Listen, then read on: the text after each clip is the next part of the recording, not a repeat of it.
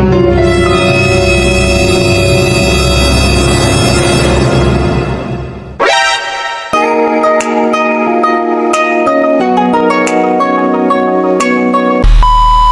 mga katotoo! Paparating na nga ang mga Shokoy, ang mga turista ng taga Rizal kasama ang Mindoreñong purong mga mangyan. Peace! Sinundo na nga ni na Uncle Novo at Ante Henya para kompleto na ang mga brothers o diba sama-sama na ang mga mangyan. Malapit lang naman ang bahay na kanilang sinundo mula sa aming resort na tinuluyan, pero ang lakas ng trip, sumakay pa talaga ng bangka pa uwi, abay duda ako ang mga taga Rizal talaga ang tunay na mangyan.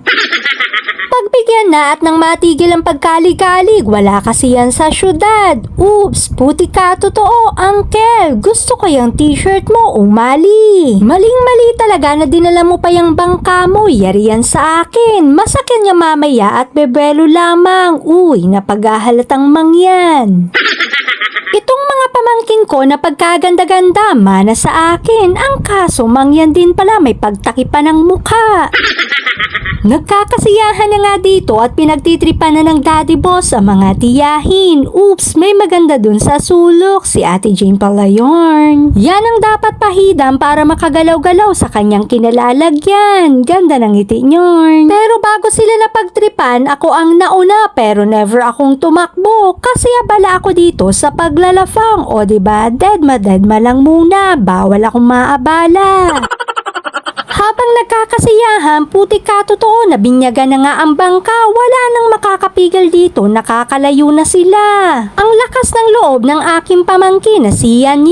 Yan ang batang manghang-bangha at nakasakay na ng bangka. Happy yarn. At may bodyguard pa pero di naman marunong lumangoy, lagot na, char. Nang dahil sa mga ngirit na mga kasama, puti ka totoo, nawala ang kaba ni Madam Risa at pwede na nga daw makalayo-layo.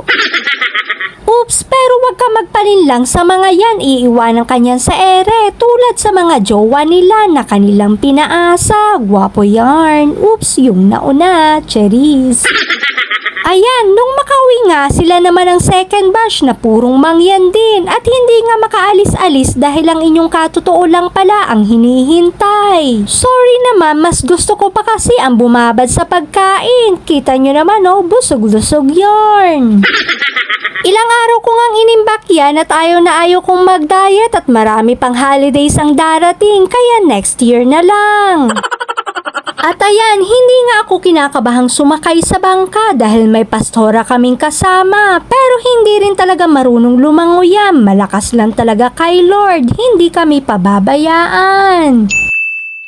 Walang marunong maglangoy pero ang lalakas na mga fighting spirit, hindi nga kasi kami nega at ang inaalala lang namin ay ang makasakay lang ng bangka ay ayos na at busog na ang ice.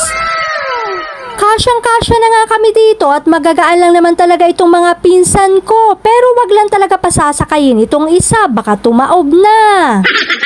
Ayan, ang gaganda ng mga ngiti kaya kahit walang pera sa bulsa ang mga yan ay hinding-hindi magpapapigil, maka-experience lang ang mga mangyan. Uy, magbayad din ng gasolina, wag pa bungol-bungol. Ne, Angelina, ayos ka lang, alalahanin mo may bukas pa, wag sagad-sagatin. Pero kung feel mo siya, magpakasaya ka hanggat gusto mo. Ang gaganda talaga ng mga pinsan ko, lalo na yung naka-crop top, yan talaga ang magbabayad ng pamamangka namin. Uy, wag kang kumontra, isipin mo na lang wala ka pang malaking responsibilidad, kaya pagkatapos niyan, libre mo pa kami ng inyong milk tea, bawas-bawasan ang kita. Uy, andyan pala si manager, alatanggol yarn, lubos-lubosin ko na ang pagsisip-sip, anong malay mo, makasip-sip ng milk tea sa kanilang tagpuan, di ba Mark?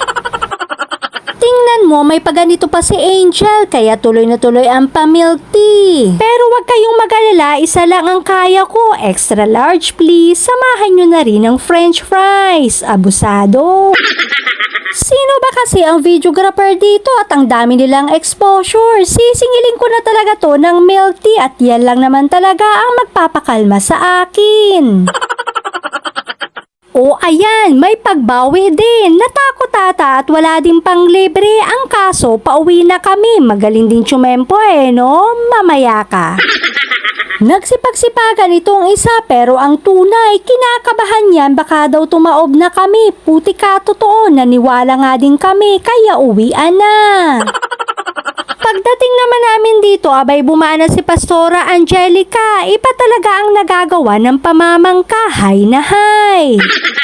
Sinamahan pa nitong kanyang mga tita, mga tita namin na hindi nauubusan ng pampagood vibes. Gusto ko lang ipaalam sa inyo na once kami ay nagkakasama-sama ay talaga namang mga kalog kaya mabibilang ang mga wrinkles na nasa mukha nila kasi puro tawanan, sayawan at haradakan ang alam ng mga yan.